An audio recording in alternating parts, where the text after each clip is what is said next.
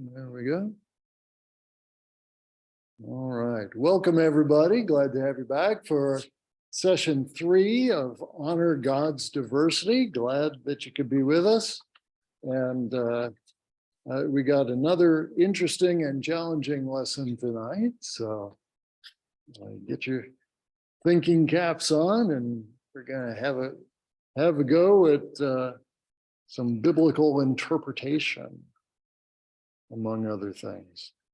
So let's see. Anybody do the homework from last week? Oh, look at everybody looking sheepish. No. All right. Well, I didn't either. So yeah, terrible. All right. Well, once again, the structure of the lessons looks like that: introducing the practice, finding the practice in the Bible, finding the practice then and now, and then practicing the practice and following Jesus is our going out part. So, and week 1, just to refresh ourselves, was affirming people who are marginalized, and so finding in the creation stories the basis for why we would want to pay attention to all people and include all people. And then last week, centering voices from the margins, we heard the story of the time when Jesus had to overcome some prejudicial lessons that he had grown up with in order to include somebody that was in need of his help. And so he was able to grow, which makes some people feel uncomfortable, the idea that Jesus had to grow himself, but fully human. So there it is. And so we look at where he ended up, not where he started in that case. But then also paying attention to where we need to grow in listening to voices from the margin, and the ways in which we cut ourselves off very often from voices that are not in the mainstream or in our particular version of the mainstream. And so the more that we hear from the margins, the broader our understanding of human experience will be, and the better view we get of what God is doing in the world. So that's what we were doing there. So tonight we're looking at work for liberation while challenging oppression. Ooh. Should be fun. And then next week we'll wrap up with using advantages to overturn inequality, inequity even.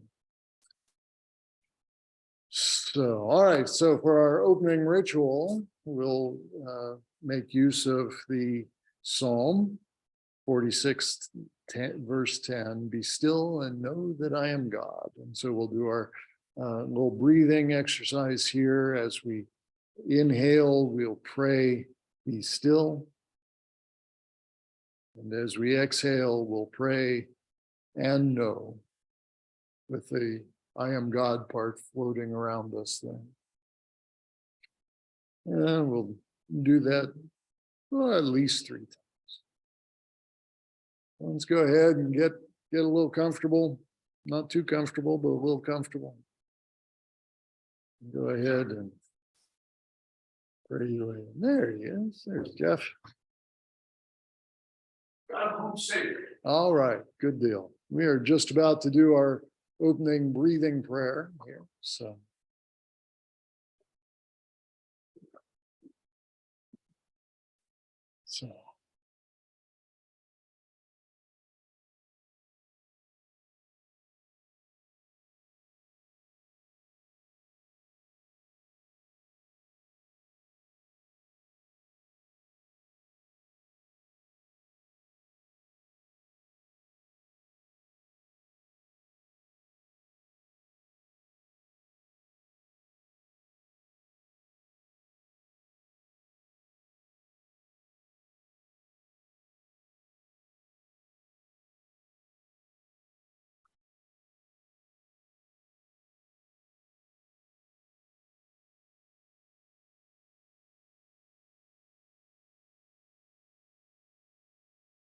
And I invite you to join me in the unison prayer. Living God, who comes to us in many and varied ways, open our hearts to recognize your image in every person.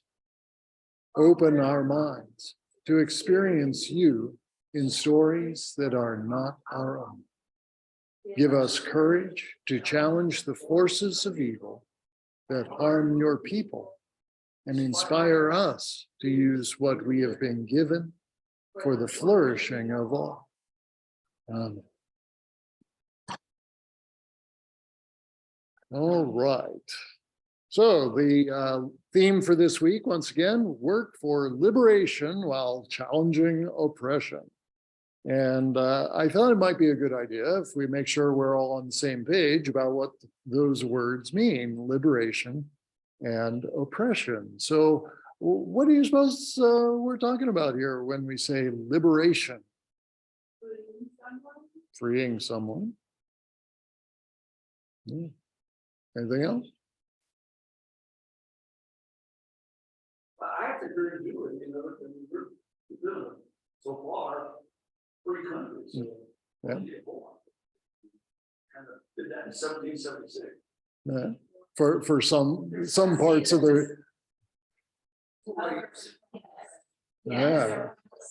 Yes. Okay. Yeah. So then removing barriers, says Desta. Yes, very good. Yeah, yeah.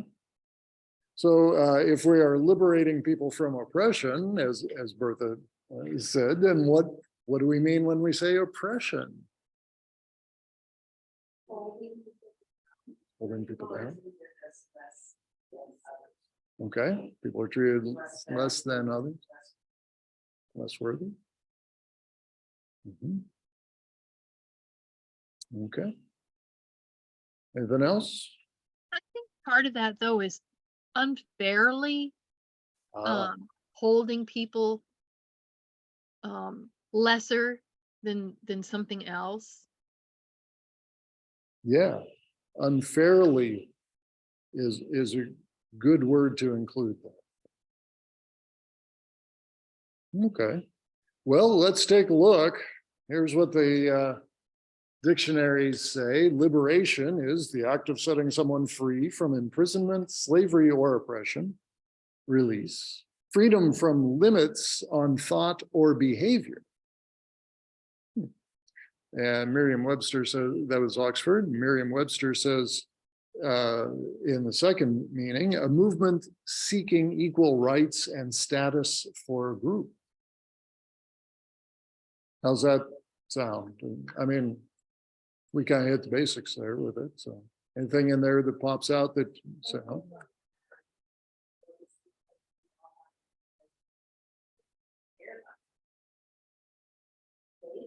Yeah. Okay. Yeah. So equal rights for people and status, equal status for people. You know, what was brought up to me was a female swimmer. I guess she was competing in college. And she was like the best of the best. And I guess a transgender male competed and beat her. And I wonder how the seeking equal rights and status fits into that situation. That's an excellent question. Yeah, that is a sticky question. Yeah. I mean, Yeah. these are real live things that are happening today, and it's hard to, I guess it's hard to categorize. It's hard to even think how, who's oppressed and who's not. And Well, I don't know. well, let's take a look at oppression, the definitions for oppression, and that might help us sort that part of it out. So Oxford says prolonged, cruel, or unjust treatment or control. So the prolonged part, I guess, is important there. It's not just a one-off. that's just bad behavior and being mean. But oppression would be a long-term situation. Merriam-Webster says unjust or cruel exercise of authority or power, something that oppresses, especially in being an unjust or excessive exercise of power, or a sense of being weighed down in body or mind. So in the first there, it's kind of top down, and in the second definition, it's sort of bottom up, I guess. If the experience of oppression for the second one.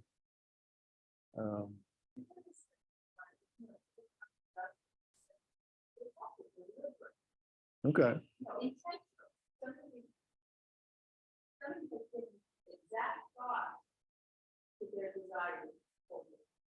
Okay. Yeah. So right.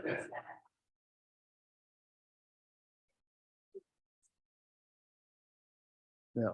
So an intentional aspect to it as well. Yeah.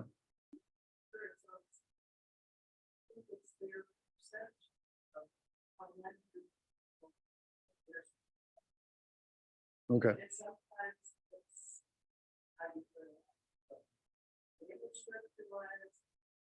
Okay.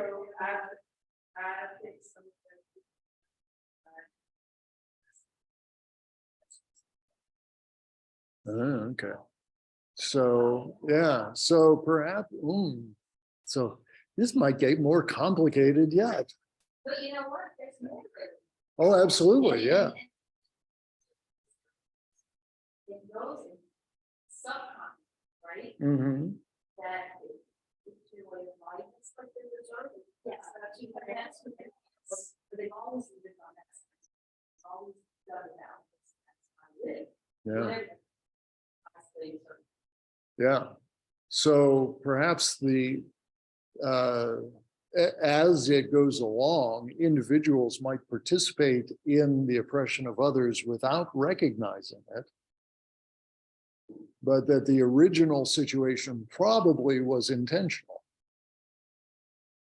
But yeah, but once the system was put in place intentionally, then it can just roll along without further intention, perhaps. I'm kind of making this up as I go along, but Isn't that the thing with the who could buy property in certain parts of town? I forget the name of that, but apparently that happened. yeah. Yeah, yeah. Sure, segregation and that sort of thing. Yeah. So okay. So there's intent with the origination of the system, and then after that, it's just it's just following the rules, right? Okay. Everybody does it. Everybody does it. That's just the way it is. Okay. All right. Well, let's go ahead and introduce our practice for tonight then of working for liberation, challenging oppression. And we have Professor Reed to get us started. So here we go.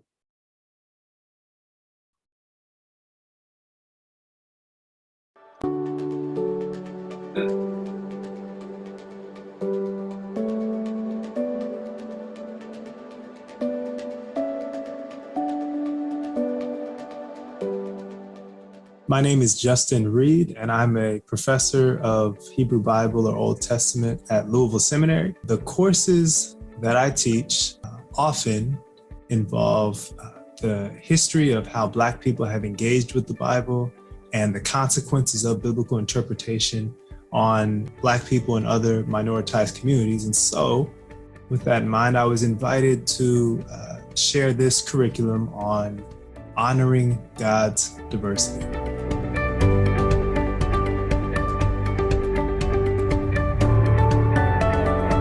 In the last aspect, we saw Jesus tell someone no to a healing because of her ethnicity. We saw Jesus refer to this woman as a dog. That's not pretty. At least in that aspect, we have this beautiful silver lining in that Jesus learns, and we too can follow Jesus' example to learn and progress and be better than that which we were enculturated into before. As if that wasn't tough enough, I've got more uncomfortable texts for us to think about. In thinking about honoring God's diversity, it sounds kind of counterintuitive to bring up a text like 1 Timothy chapter 2, verses 11 to 15. It's a passage that kind of ugly, but we need to keep in mind that we're thinking about systems, ideas, and methods that are toxic and need to be changed, transformed in order to honor God's diversity.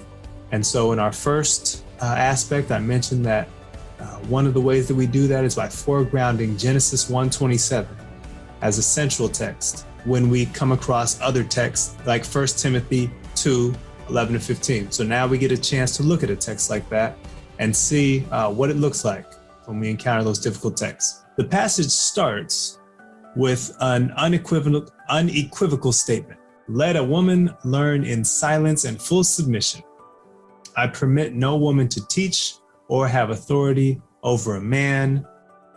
And then to repeat it, she is to keep silent.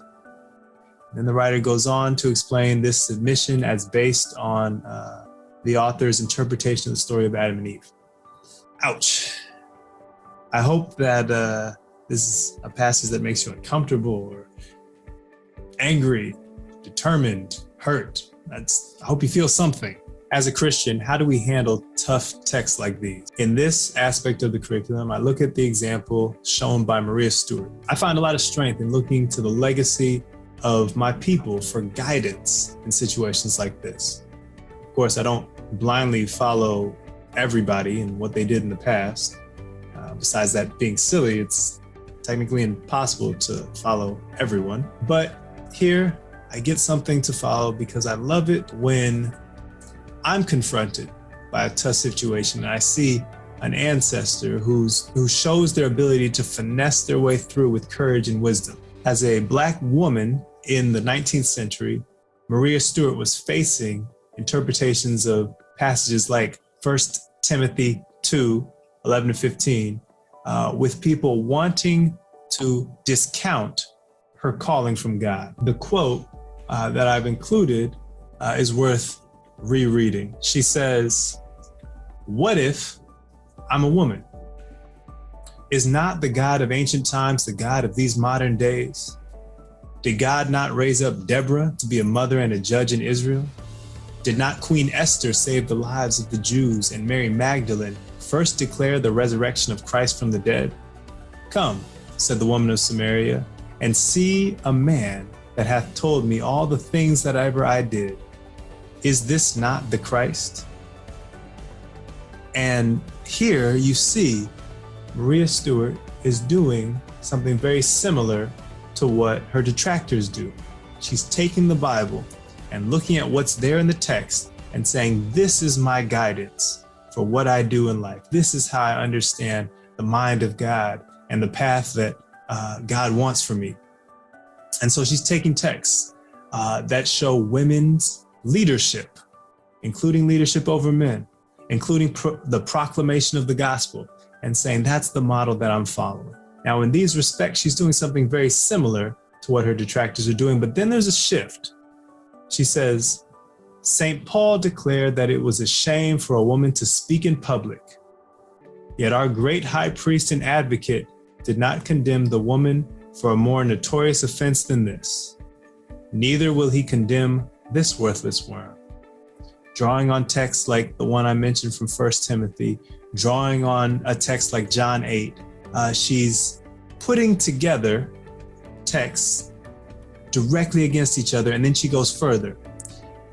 Did St. Paul but know of our wrongs and deprivations, I presume he would make no objection to our pleading in public for our rights. Now here is the interesting shift that I really want us to pay attention to. Here we see Stewart making the text relevant by putting Paul in dialogue with herself and with the real world.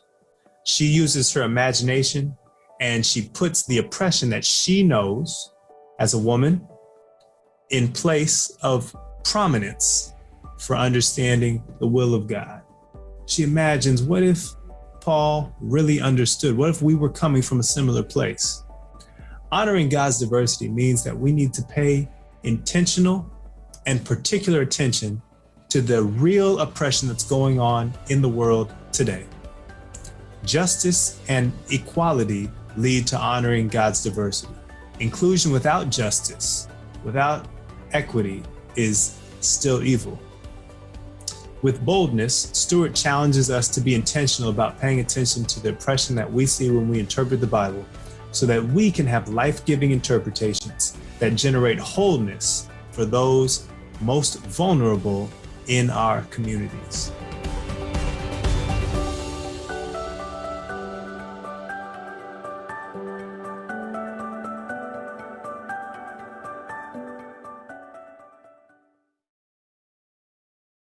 All right. Well, what do you think about that? I'd say Marie Stewart was very smart. You right? Right, indeed. Man. Yeah, she nailed that. So, yeah. So here's the full text from 1 Timothy 2:11-15. Let a woman learn in silence with full submission. I do not permit a woman to teach or have authority over a man. She is to keep silent. For Adam was formed first, then Eve, and Adam was not deceived, but the woman was deceived and became a transgressor. Yet she will be saved through childbearing, provided they continue in faith and love and holiness with self-control.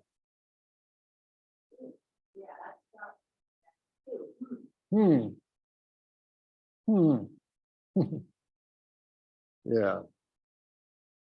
I don't know. I think at that time, Paul was at a specific church where some of the women were not behaving particularly well.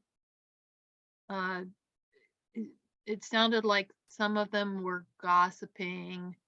They weren't doing work. They were meddling with other people. And I think that he just put the law down, these women, don't listen to them, and don't, have them talk to their husbands first before they start spouting stuff in church.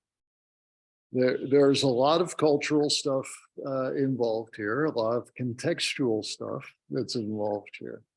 That is probably for sure.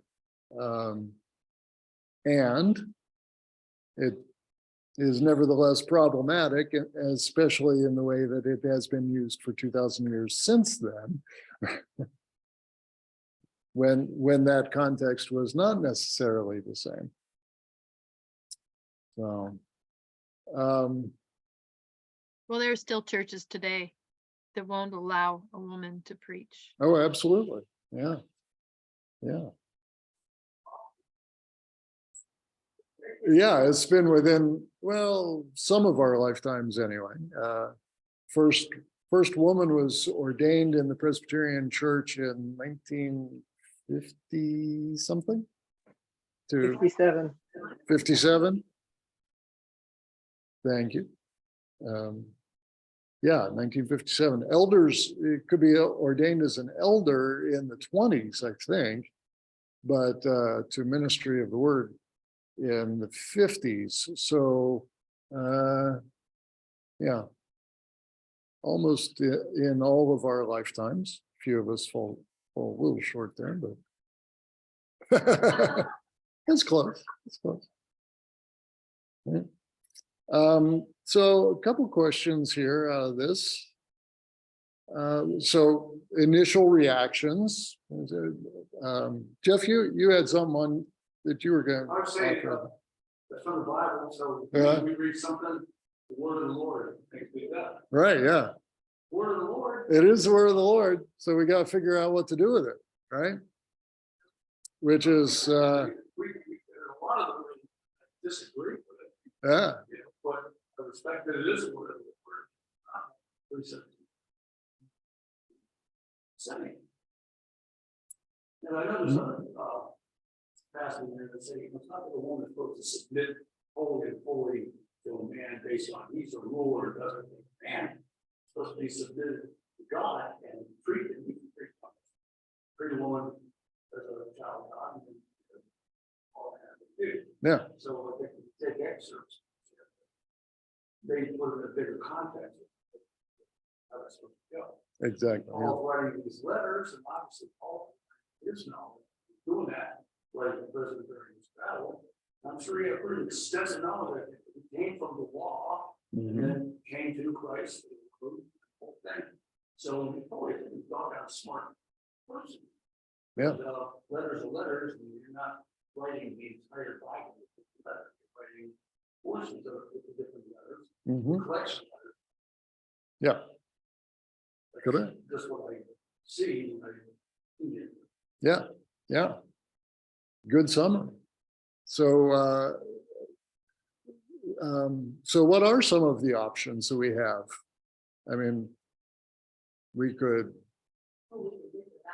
disavow it. Right, that's one option. One option. So, Learn it. yeah, But it wasn't old. yeah, yeah. So could obey it. I noticed. It's an option. It's an option. Obviously, that's not an option that we follow in my family. Yeah, no kidding. Very, Check the historical context. Yeah, yeah, I would have to say very few marital relationships, follow that. I can attest to that. So, well, sure, right. So, Check the historical context of the text. right. So, taking the historical context into account, to try to understand it better. So, yeah. You can compare cultures as well. So is Indeed. our culture exactly the same or not? Right. Indeed. And it is not by any means. So, what are some other biblical texts you can think of that have been used to justify oppression or exclusion? Oh, I know a good one. Yeah. Wives, submit to your husbands, and it Okay. stops there. Yeah, right. Yeah. So taking that one verse, wives submit to your husbands, which is out of context, exactly. Because the next one is husbands, love your wives as Christ loved the church and gave his life for her. Right. So, yeah, so Slaves, obey your masters. slaves obey your masters. That's the big, Yeah. the whole slavery issue. It goes all the way back through the Old Testament. Yeah, And I don't see a whole lot in there that says slavery is immoral, don't have slaves. right. In fact, to some degree, quite the opposite. Although you're supposed to treat your slave well too. Mhm. You know, whole thing on Sabbath, man, something they get Sunday off, same thing. And it says, what in there? But of course, I'm certain that during the time that slavery was brought into this country, during the formation, those that wanted to enslave the Africans certainly could rely on biblical text to justify it by excerpting what they needed. Exactly. And I have a doubt that they ever gave their Sundays or their slaves time off. Yeah, yeah. Whoever knows. That's probably what I would see on.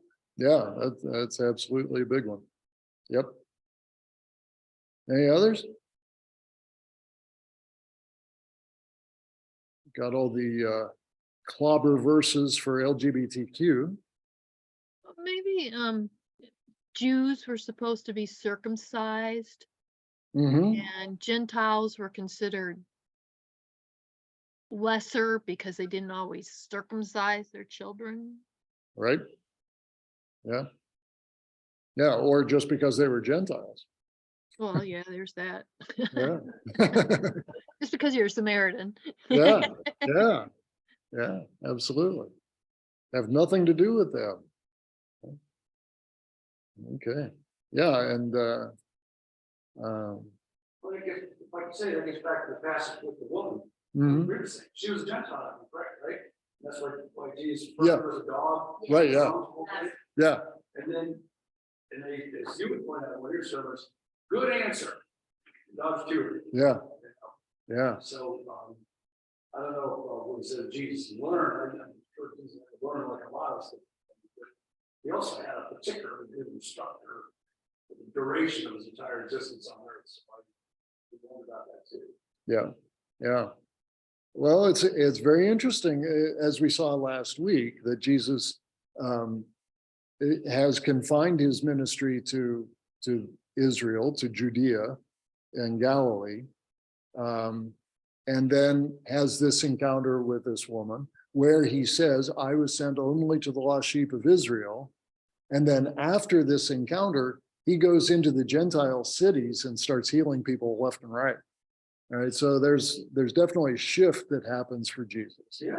because of that. That's good for Right. all of us. Yeah, yeah. And so if Jesus can shift paradigms, then there's hope for us in these situations, perhaps as well. Now, it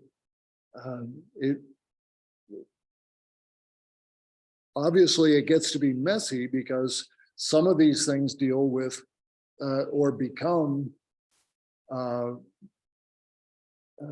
moral statements, or they're treated as moral statements. It is immoral for a woman to speak in public, right?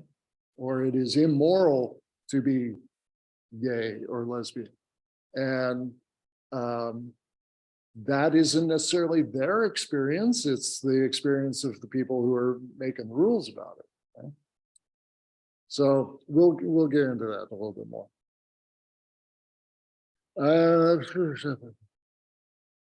Okay, boy, I have so many questions in here, and it's all right. Oh my gosh. Okay.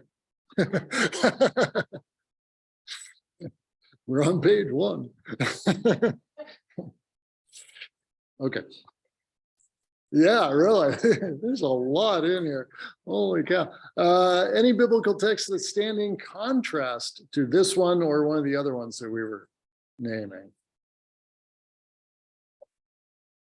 Oh, what about Rehab, the prostitute who Oh, put, the 2 spies in the basket and lowered them? yeah, Rahab. Rahab. Yeah. Yeah, so there are quite a few actually, quite a few women heroes in the Old Testament in particular, several in the New Testament too, but the New Testament women don't get as many flashy stories. Not that there were a lot for the women in the Old Testament, but a few more. Yeah, as Dr. Reed was saying, as Maria Stewart pulled in some of those other women, Deborah and Mary and so on. Yeah, And Esther. and Esther. What would happen if she hadn't spoken up? Right? It would have gone poorly for the Jews. Right? Okay. So any other texts before we press on? A lot of things in there. Joel 2. There we go. Joel 2, which is, if you're bringing it up. Pentecost. Your young women will see visions. I will pour out my spirit on them, male and female.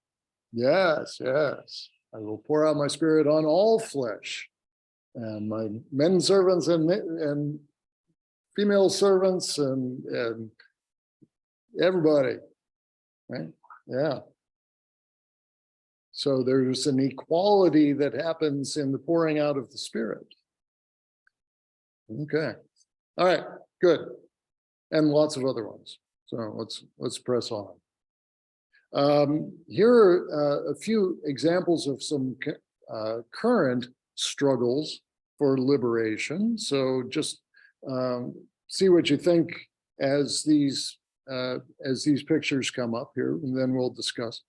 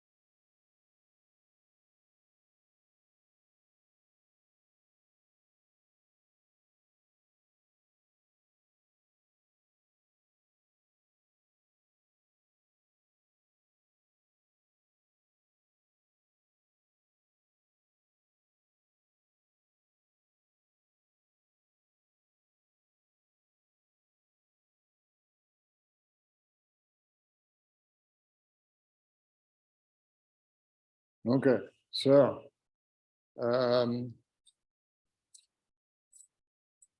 what do you think when you saw some of those pictures? They make you sad. Okay.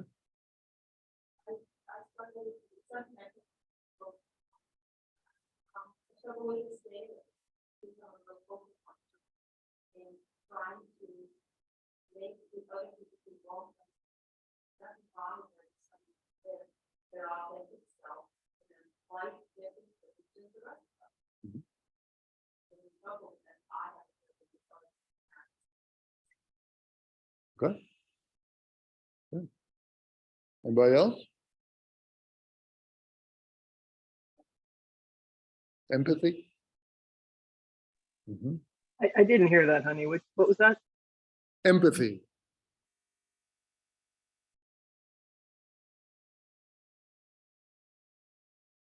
Okay. Any other thoughts?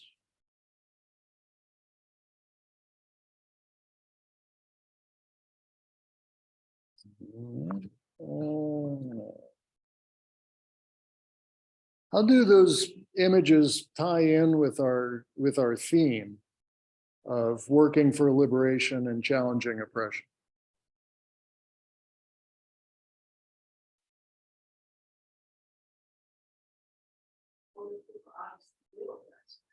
Yeah. So are reading their signs, you know, they're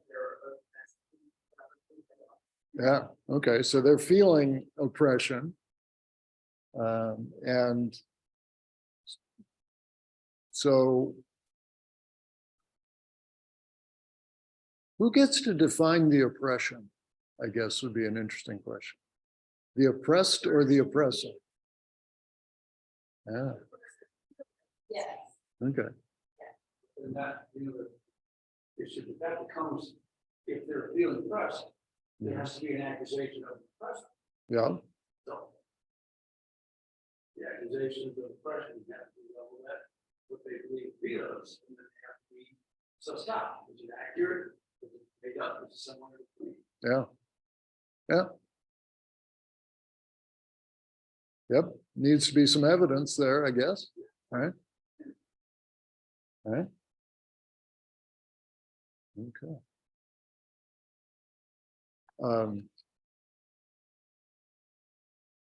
Yeah. All right. Those things are something that our society doesn't deal well with addressing. Mm-hmm. You know, when is it that someone who is resisting arrest is being overcome by police? When is it that things that are like transgender or same person attractions that are not part of it for a long time it's been a negative thing, and now people are trying to change it around. We just don't deal well with a forceful change, I guess. Yeah. Yeah. So I think it was Gandhi who said, first they ignore you, and then they laugh at you, and then they fight you, and then you win. There might be one more thing in there, but and he was talking about the shift where the oppressed make their case against their oppressors. Right.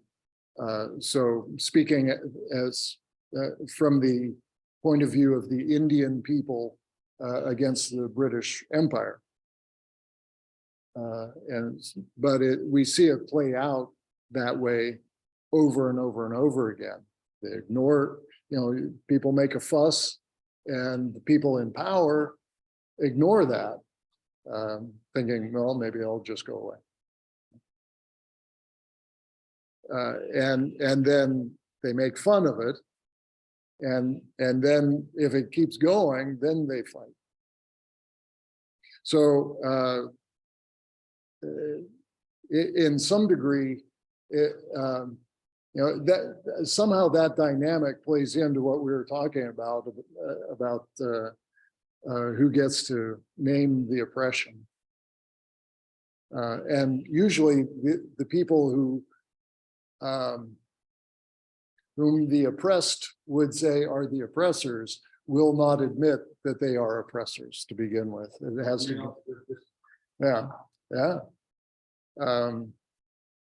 So there we go. All right, well, let's, we could talk about that quite a bit longer. Let's keep going. All right, finding the practice in the Bible. Here we go. So we're going to take a look at an obscure story from the book of Numbers. And I need 3 readers. I need somebody to be the narrator who isn't afraid of biblical names, and somebody to be the daughters, and somebody to be God. So any volunteers? Go ahead, Christina. I'm not afraid. Okay, so Julie will be the daughters. You'll be the narrator? Okay. Need somebody to be God.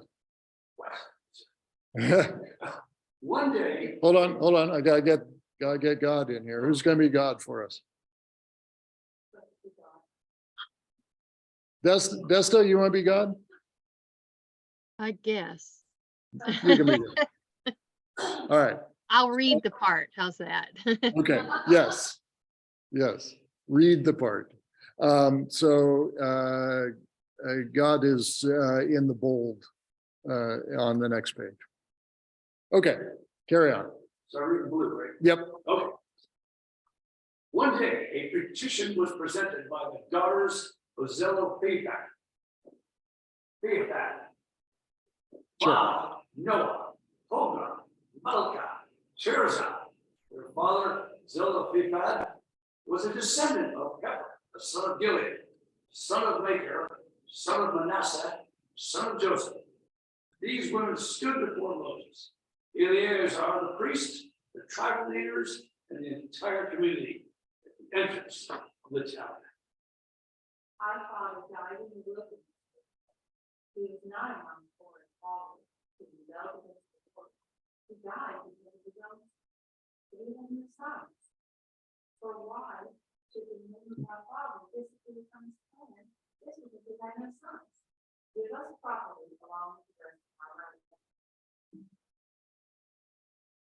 So Moses brought their cases before the Lord, and the Lord replied to Moses.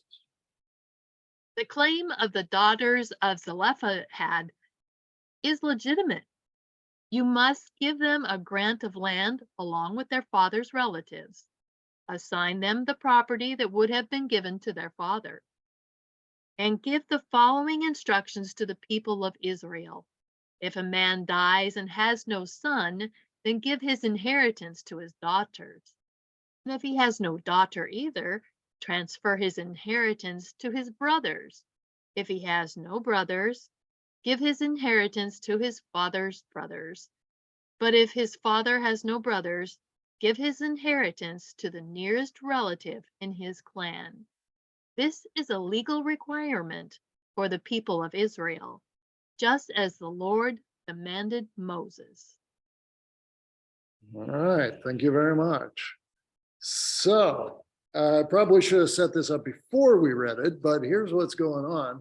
This is at the end of the Exodus in the wilderness and the wanderings and all. And as they are getting ready to go into the land to take it over, the Lord has given them a plan for how to divide up the land among the different clans. And they took a census of all the people based on the male heads of household. And that's how they decided who would get land, of course, because that's the way it was. And so all the male heads of household would get a parcel of land. And that was the plan. And so then these daughters come and say, wait a minute. Our dad died, he had no sons, there's no male in our line. What are we supposed to do? Let me call God. Yeah. Wouldn't that be bad? Yeah, so Moses says, let me check with my, let me talk with my manager, right? Yeah.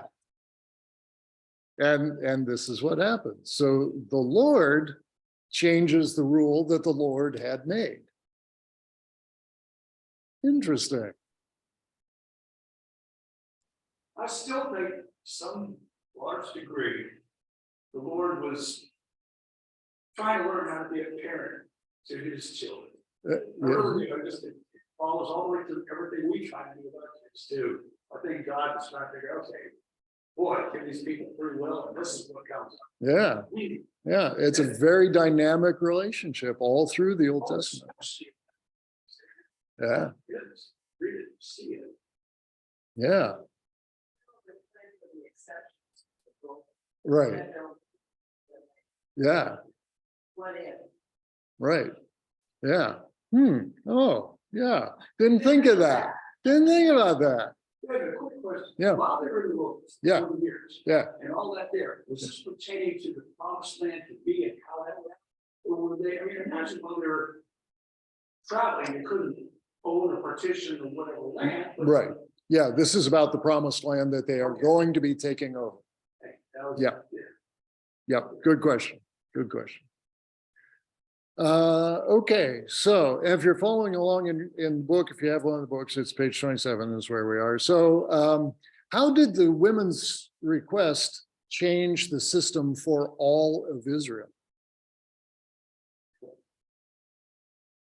could have suggested it would be urgent. Well, these particular women. It looks, Okay. it looks like they all got together. Mhm. And they said, we need to straighten this stuff out.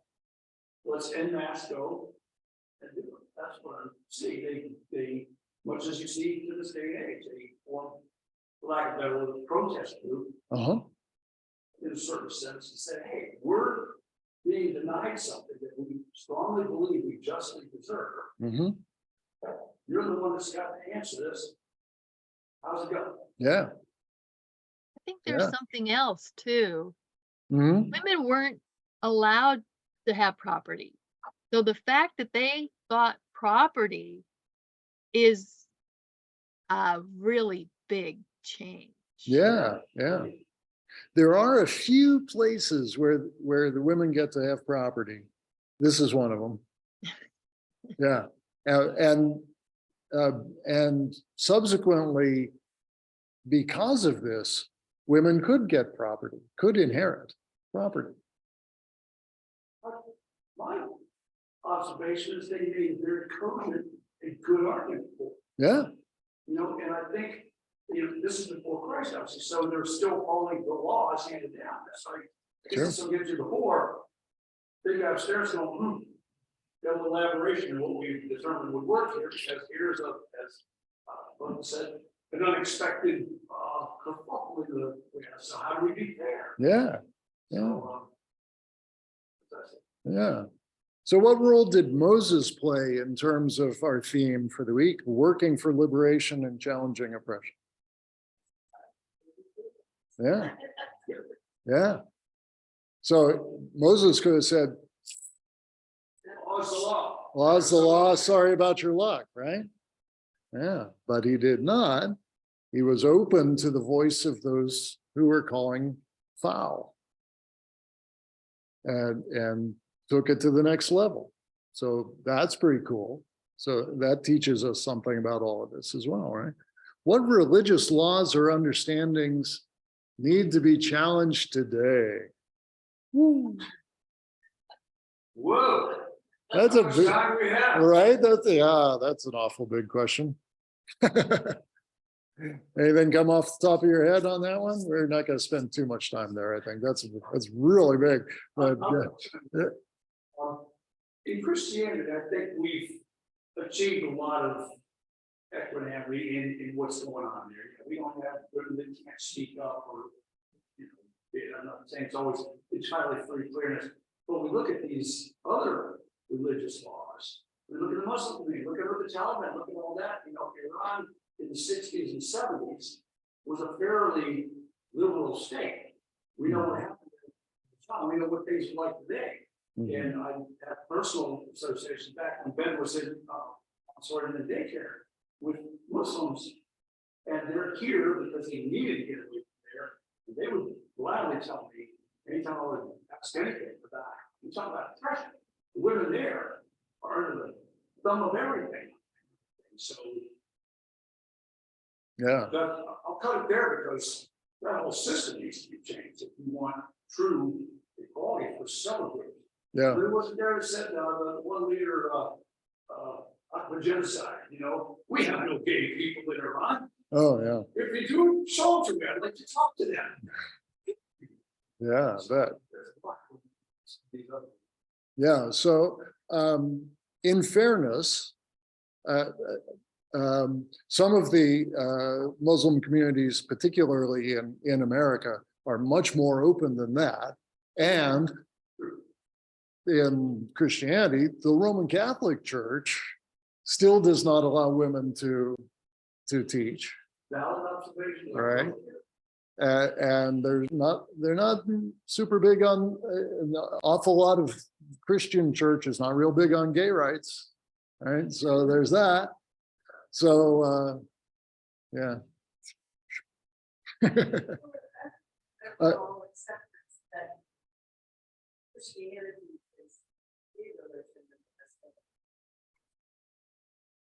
Yeah, the other guys need to. For acceptance of the fact that everybody has their own religion, whoever you worship in it. It's fine, it's like in Texas, that they love the Right, yeah. Well, not everybody's. Yeah, or Jewish. Or Jewish, if you're gonna put the 10 Commandments in, right? Yeah. Yeah, yeah, okay. Molly's got her hand raised. You were talking about what I was thinking about this text particularly and what it does in our particular world. Women don't have the same earning power as men yet, still. And so if a woman finds herself widowed or divorced, her assets are suddenly gone, particularly if she's widowed. Divorced, you know, there are laws that you take half of his stuff. And, there may be some justice issues with that one, but if, if something were to happen to you, I would lose the house. So that's just, one of the realities of property and women owning property. Yeah. We need to work on that. Agreed. Yeah. Okay, good. Well, thank you. Well said. Good point. Let's, I've got more hard questions. Let's see. I don't know. Do we want to keep working on this? I don't want to keep you here all night. This is an interesting passage, but so just we'll just skim these briefly. Imagine you're being a bystander as the daughters of Zelophehad come to talk to Moses, and imagine the reaction that they might have as they were challenging this decree from God. That always goes well, doesn't it? Mm. Yeah. Simple answer, they did exactly the right thing. They went to the guy that talks to God. He got what they needed. Yep. Yep. I say whatever God says, we know it. That's it. All right. Which could go either way, Either way. right? Because if you're standing there and say, wait. He talked to God already. You got your answer already, right? God's the ultimate So, authority. right, yeah. There's no argument with God. Yeah. So, well, everybody argues with God. With the mindset. As far as women's women's rights, all of that. Think what you would have done. Yeah. If your mindset was then. Yeah, if our culture were as restrictive for women as their culture, then might not be so open to them coming to challenge that. Yeah, and yeah. All right. So imagine you're one of the daughters. How would you feel about fighting for your inheritance?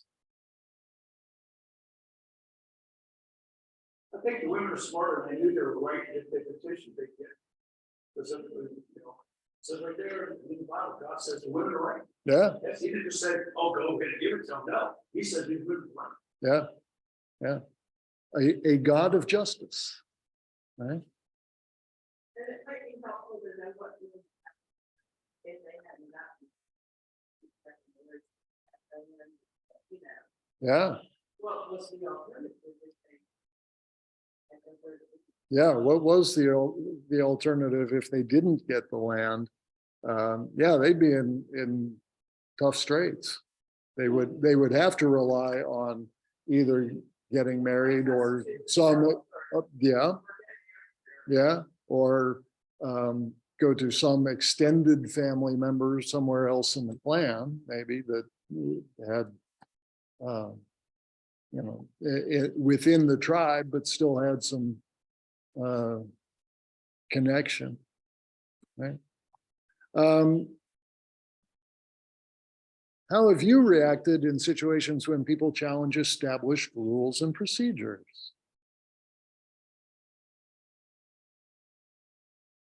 Is it necessary?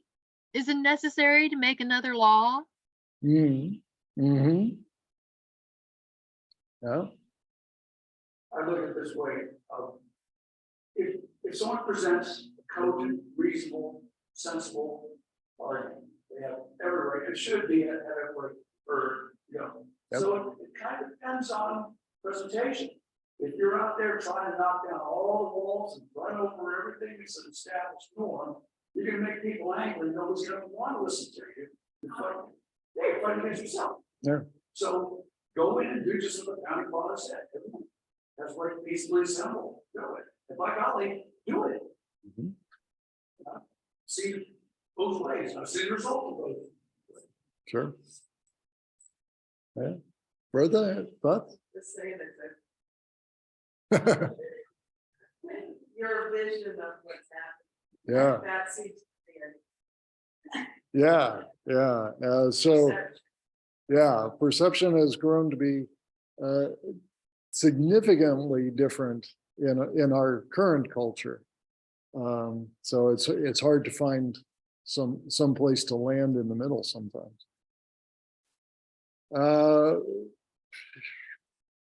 Are there situations when it would be acceptable to challenge the status quo? Always. That's my answer. Always. Always. Challenging is not bad. It makes us reassess what we establish as a status quo, and that needs to be revisited often. And then Does it change if the status quo has been established by God's laws, decrees, and teachings?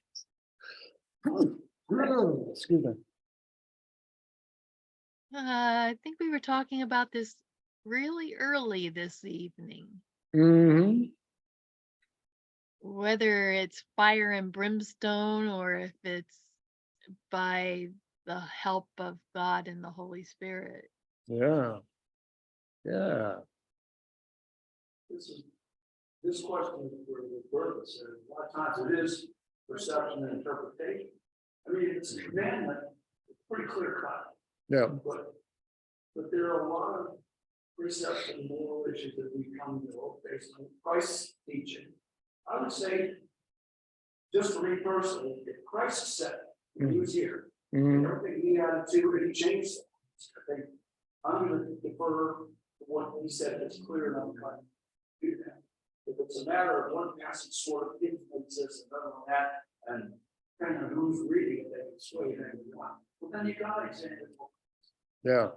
Yeah. So You can't just accept that, oh, God said it, even though it's really vague the way he said it. No, that gets back to making sure we all try to understand what it is and what is the acceptable version, personally and socially. yeah, Yeah, it is. It is. Yeah. Yeah. I've said that there every time. Church of Christ entities, body, we're all worshiping the same God in Christ. You know, Indeed. Indeed. All right. Let's see. Oh, there's more. Okay.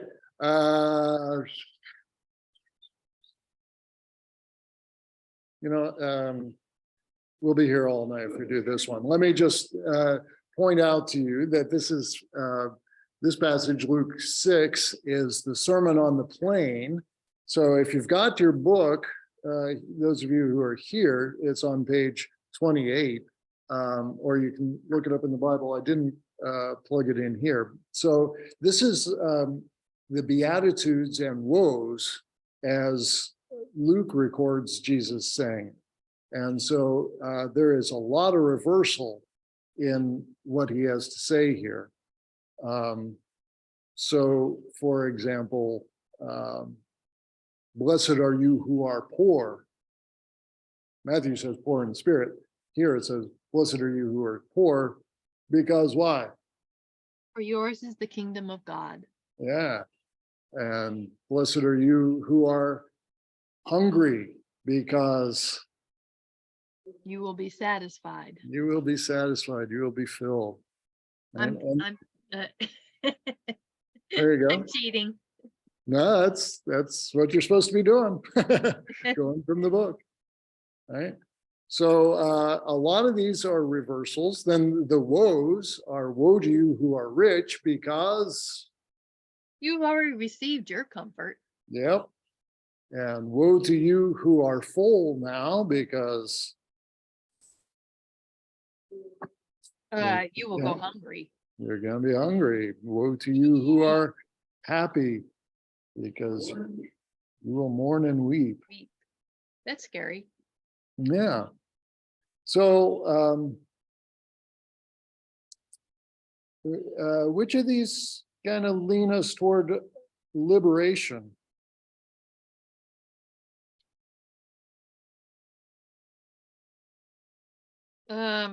Well, they both do in a way. Ah, The oppressed would be the first part because you're blessed, and for the oppressors, it's woe to you. Yeah. So one way of thinking about liberation is that you have to liberate the oppressors as well. That they have to be freed from their need to oppress or from their attachment to the system of oppression if it's not intentional. So to be truly free means not to participate in the broken system that creates oppression. Interesting. So, yeah.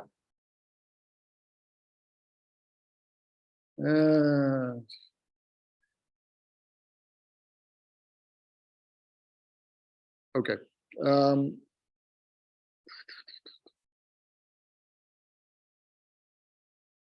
I'm becoming more anxious about the time, so I'm just going to commend these to you, and I think these questions are maybe even in the book there. So, I have to say, my understanding of the whole part of Luke is that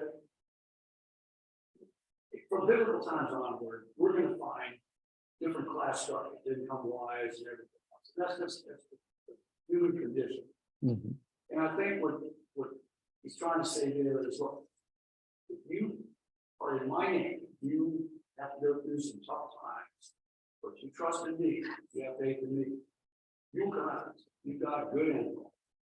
And on the other hand, you say, if you're reveling in all everything you've gained, like or legitimate, whatever, but you're stepping away from what you should do in the eyes of the Lord. I've always been a big fan of you. You have more, and you've got it. You share what you can. Right. I want some government doing it, but the Lord says, from your heart, help people out. I try to live that. I can't use it to be at the time, but I think that's what he's trying to say. Yeah. As opposed to liberation oppression thing. And I don't think that all people that are well off are oppressors, and I don't think that everybody that's not well off is being oppressed. I think there's a lot more dynamics based on personal choices, social things, accident, any number of things. So to me, it's more of a statement that you can live in Christ, live in the word of the Lord, and things will work out fine. But watch yourself. Yeah. Right.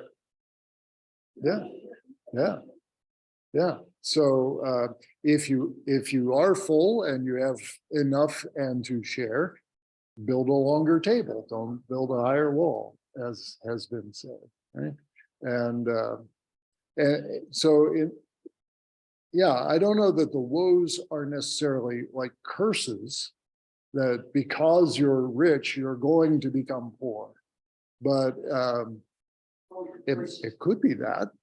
I mean, I won't say it's not that, but it could also be just a warning that,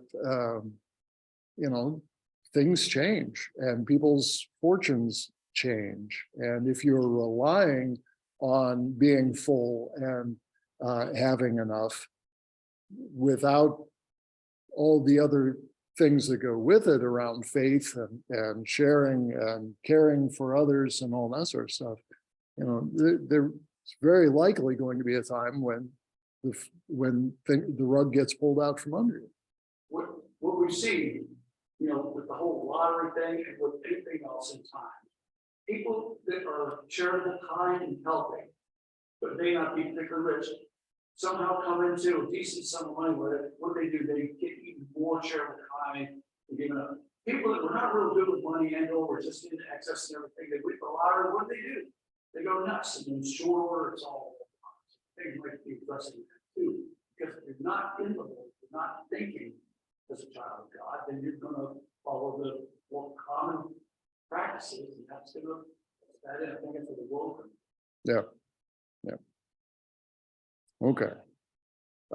Finding the practice then and now, we've got a variety of options here. And again, time is not on our side. Never is. Never is. And I don't want to keep you all night. But let me tell you about these three situations that are presented here that we do not have time to do all three of. The first is there are two statements or two documents in our Book of Confessions for the Presbyterian Church. The Theological Declaration of Barmen comes from Germany in 1934, I believe it was, with the rise of the Nazis, and the Confessing Church movement, as it was called, was taking a stand against the idolatry of Nazism and nationalism.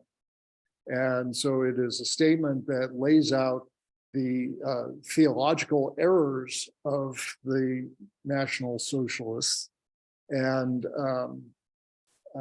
that really mangled religion. They just took it over for the purposes of the Fuhrer. And so they call them out and say, this will have nothing to do with that. And we reject these idolatries. And instead, we trust in these things, in Christ. Similarly, the Belhar Confession comes from South Africa in 1984 under apartheid. And it comes from the oppressed Black churches that had been kept out of the loop and had been forcibly separated under apartheid. And similarly says, we reject these idolatries that would separate the church, as if there is more than one church. And so these public statements decrying bad theology that leads to bad humanity, and calling out for better theological understanding so that there might be fairness and justice and an end to oppression. The second one, growing up in the Me Too movement, is the name of a video that, and I've got a link for it here. It is about a 5-minute video of girls age 8 to 13 talking about the ways that boys have already begun to oppress them. And it is heartbreaking. And then the third is just a discussion of the don't ask, don't tell policy in the US military from 1993 to 2010, where LGBTQ folks could continue to serve in the military as long as they didn't tell anybody who they were. And nobody was allowed to ask about their sexual orientation unless they did something untoward. And eventually that was overturned, as you will remember, and now those folks are able to serve fully without reserve. So yeah. So there are some situations.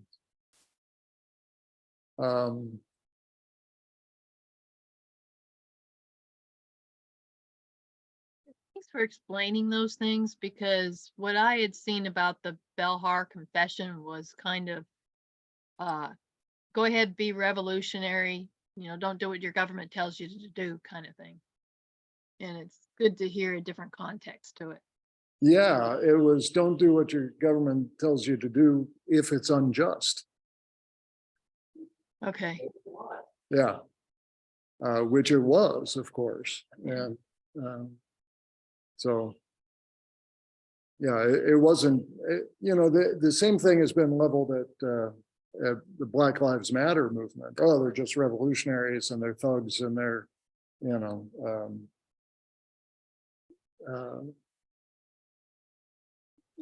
just out to destroy everything. And it's just not entirely, it's not true at all. So I guess maybe that falls into somewhere between they laugh at you and they fight you. Yeah. Well, because you're seeing commentaries about their commentaries. And of course, commentaries have definite thoughts, Yeah. especially for South Africa that had a very definite cultural lean. Oh, yeah. Yeah, certainly. So one of the things this is why it's so important for us to do the second thing from last week of listening to the voices at the margin, so that we can understand what it is that they are experiencing from their point of view, and really be open to letting that challenge us and our assumptions about how everything else seems to be running fine, but they're being treated unfairly. So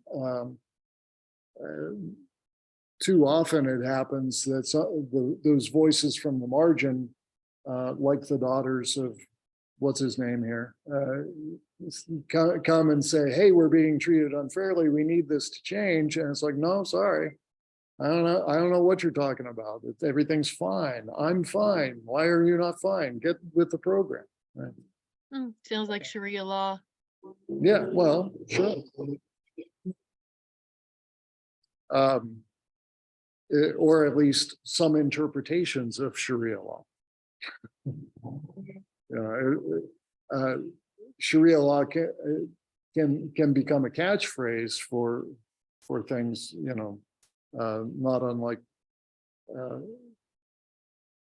there are also Christians who want to impose a Christianized system of laws on everybody,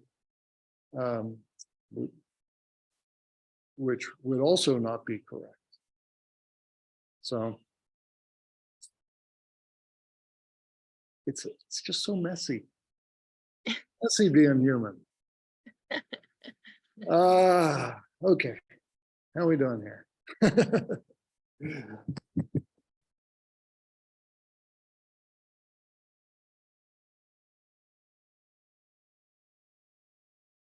I don't even know what these questions are for at this point.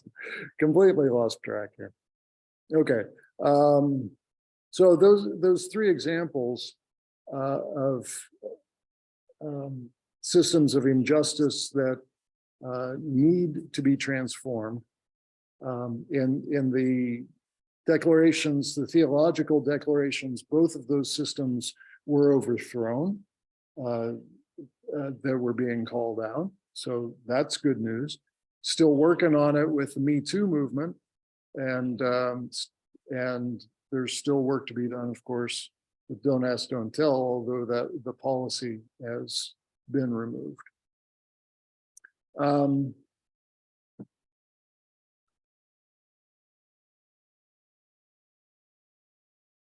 Yeah, oh, let's press on here. I'm sure there's lots of good stuff on that page that I should find. My brain's getting full. I imagine yours is too. I think it's just that like you had us read in Luke, the poor will they'll have enough, Yeah. If you're sorrowful, you'll find gladness. Yeah. Indeed. Okay, so as we get to practicing this practice, then on page 32 in the manuals, and I wish I had one for you, Desta, but I have one here. I just can't. Yeah. Okay. Can't press it through the wires. So I wonder if somebody who is here would be willing to come up and read for us the quote on page 32 and the first paragraph.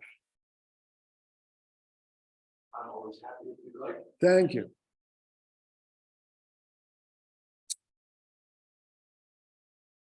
Just make sure, David, I'm on the right way. It would be this one right through here, right? Yeah. Okay.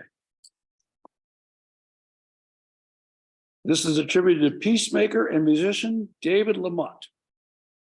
I've never heard of him, but I'll read it.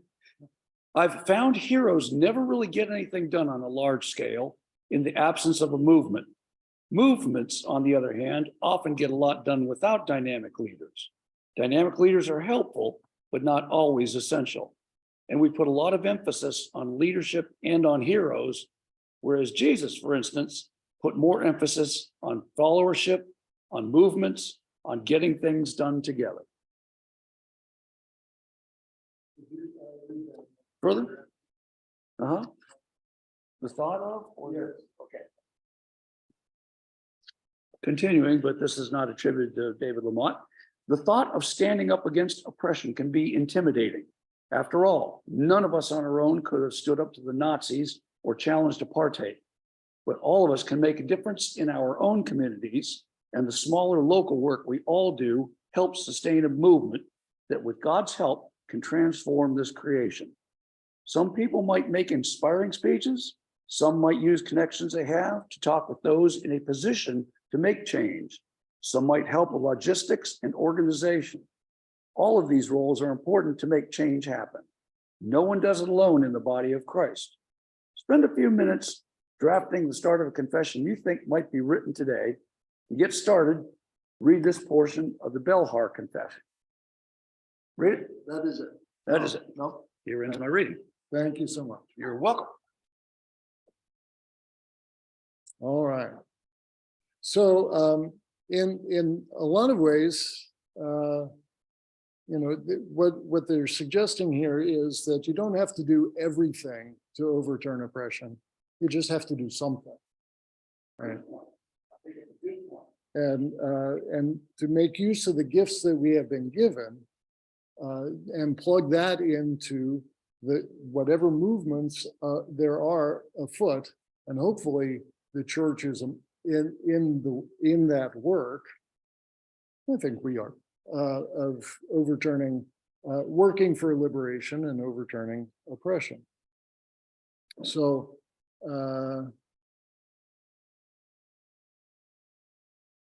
some ways to help us think about this.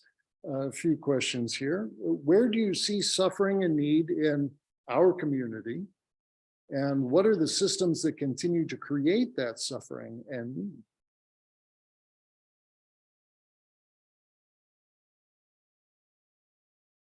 I'm going to bring up one that nobody wants to talk about, and that's welfare.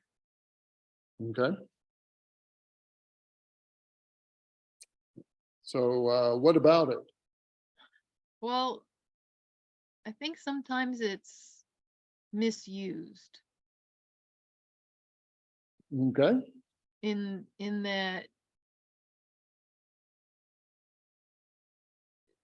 some people on welfare have children who on welfare who have children that are on welfare. It continues on, and it keeps them in a position of having need instead of pulling out of that. Okay. So And a lot of that is the healthcare issue. okay. So there's probably some degree to which relying on public assistance can produce some sense of dependency, and the larger system around that is perhaps that that folks who fall into that don't have opportunity that will break them out of it or let them break out of it in meaningful ways. So it seems like there's a couple of sides on that system, right? Does that make sense? Yeah. So if they don't have any options outside of that assistance, then they're not going to have opportunity to break away from it.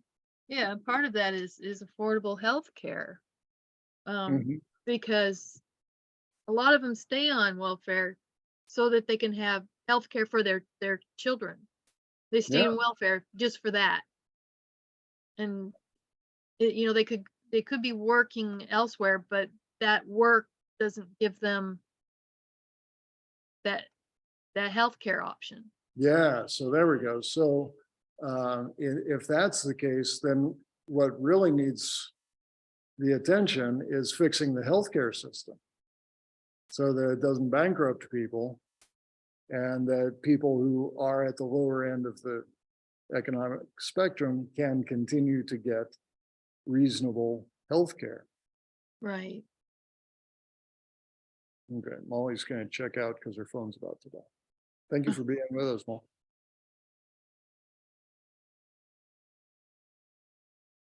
Okay, any other thoughts on that? I would suggest I agree with Tessa. Sadly, some of the programs that they've ever instituted with the greatest intentions are indeed the programs that will get help. And one thing that I remember from the 90s, President Clinton signed into law the workfare program. It's a whole revamp of just instead of handouts, more of a hand up. It becomes a part of later on, it does that. And what we've seen, it's human nature. If you, whatever you subsidize, you're going to get more. Whatever you tax, you're going to get less of. And it seems like we always have it backwards.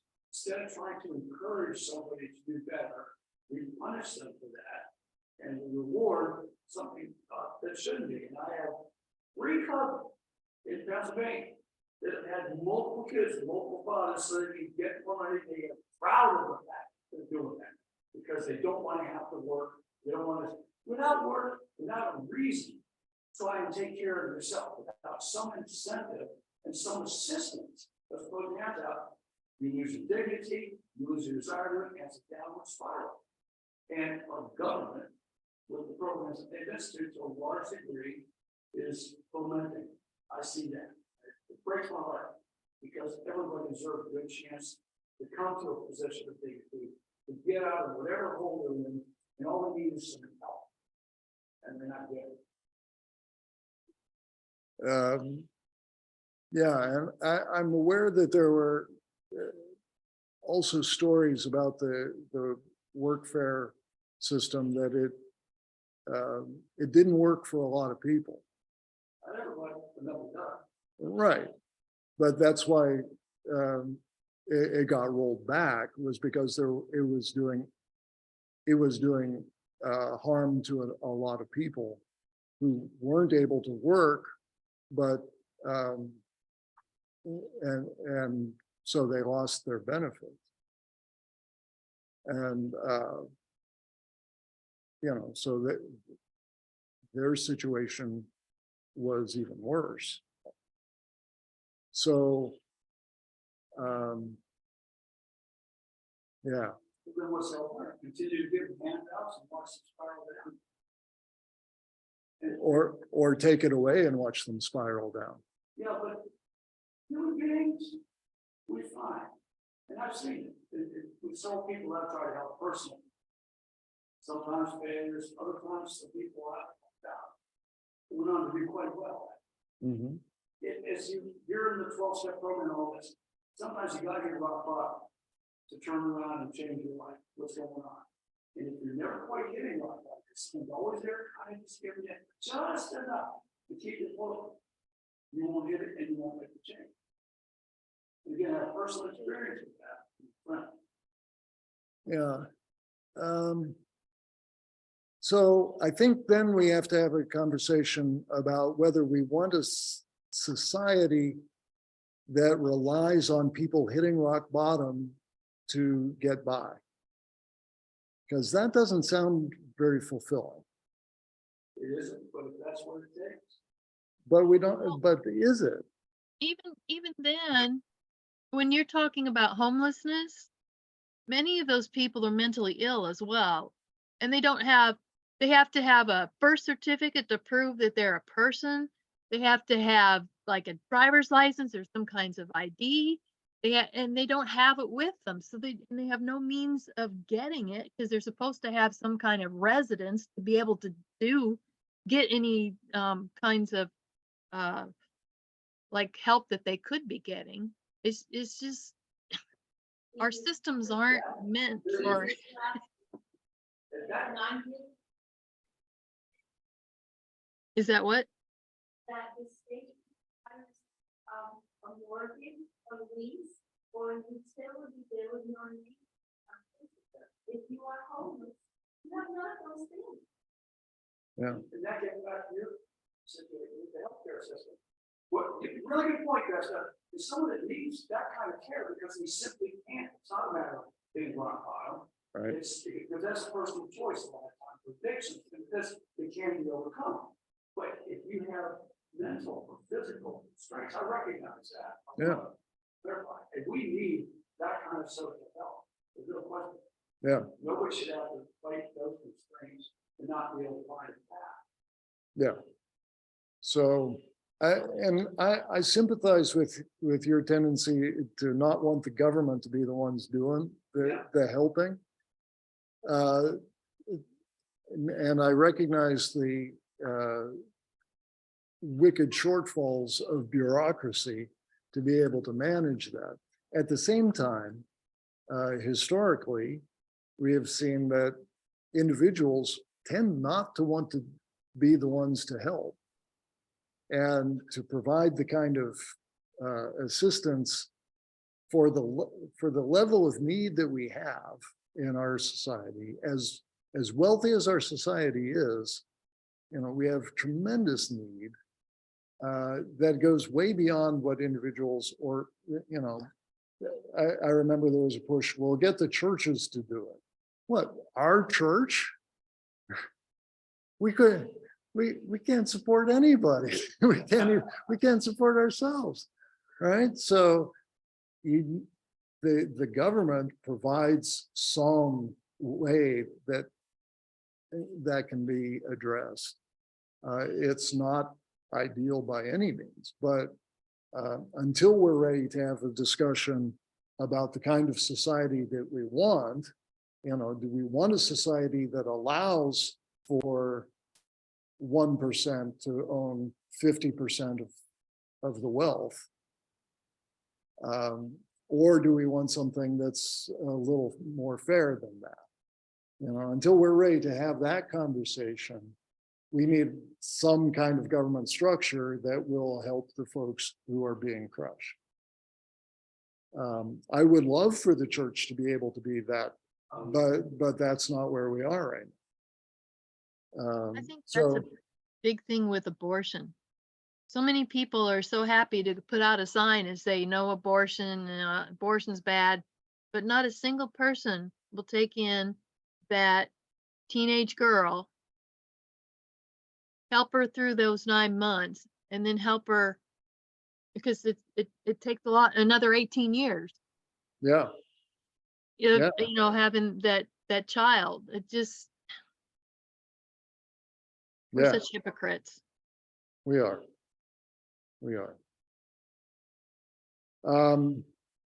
But we do have strengths in our community, and we have strengths in our own persons and skills and passions for this kind of work.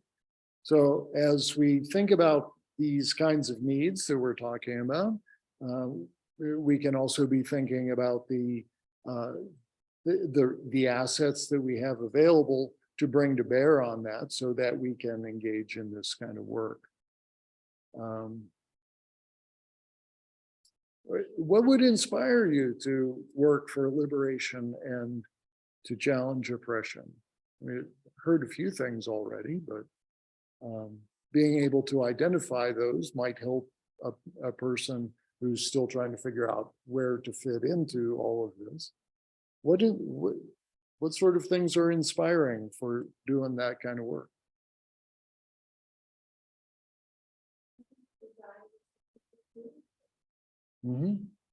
Desire to see people treated fairly.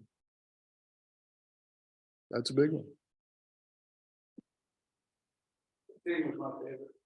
Yeah. We did things so right. We accomplished so much. Nonviolence, people in mass, grace of God, preaching and challenging at the same time. And not looking for extra special treatment, looking really to erase the inequalities of Jim Crow. Right. And to me, that is the most inspiring in modern time evangelism. It stands the test of time and it is much more rational, reasonable approach than going nuts and making demands or simply, hoping that things will change. All this is right there. All right. So the desire to see people treated fairly, exemplars who are doing that kind of work already. Scripture passages, for me, scripture is a big thing because the prophets talk about all of this. Jesus talked about it, Moses, the law, all through the scriptures. There is the call to end oppression and to see that everyone gets a fair share. So, Jesus, the new commandment he gave us, yeah. which encompasses so much. If we Yep. love one another, we're not going to oppress. If we love one another, we're not going to cheat one another. We're not going to do all things. It's a glorious new commandment. The hardest wonderful. Yeah, because it means we have to listen, and it means that we have to change. Yeah. Okay.